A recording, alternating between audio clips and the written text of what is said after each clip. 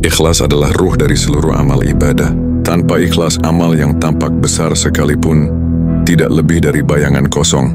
Imam Al-Ghazali menjelaskan bahwa ikhlas adalah memurnikan niat hanya karena Allah, bukan karena pujian manusia, bukan pula karena keuntungan dunia.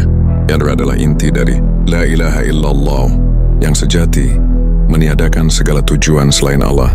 Imam Al-Ghazali berkata, banyak orang yang beramal, tetapi amal itu rusak karena bercampur dengan riya, sum'ah, dan kepentingan duniawi.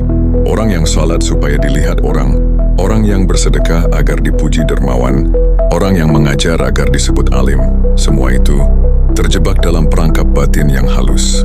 Hati manusia sering lebih halus tipu dayanya daripada syaitan.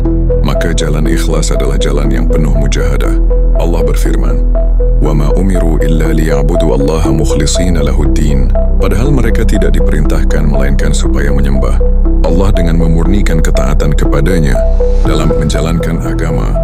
Al-Bayyinah 5. Imam Al-Ghazali membagi ikhlas menjadi beberapa tingkatan. 1. Ikhlas dalam ibadah zahir. Seseorang beribadah hanya karena Allah, bukan karena manusia. 2. Ikhlas dalam batin. Membersihkan hati dari rasa ingin dipuji atau takut dicela. 3. Ikhlas hakiki, amal hanya mengharap ridha Allah, bukan surga, bukan pula takut neraka.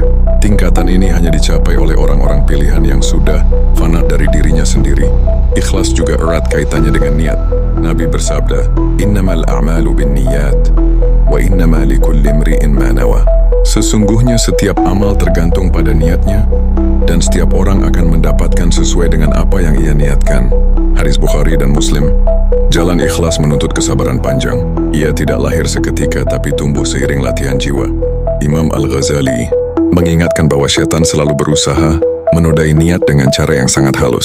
Maka obatnya adalah murakabah, merasa diawasi Allah, dan muhasabah, menghitung amal diri sendiri. Buah ikhlas sangat agung. Amal yang sedikit tapi ikhlas lebih bernilai daripada amal yang banyak namun tercampur. Bahkan dengan ikhlas, amal kecil bisa berbuah surga.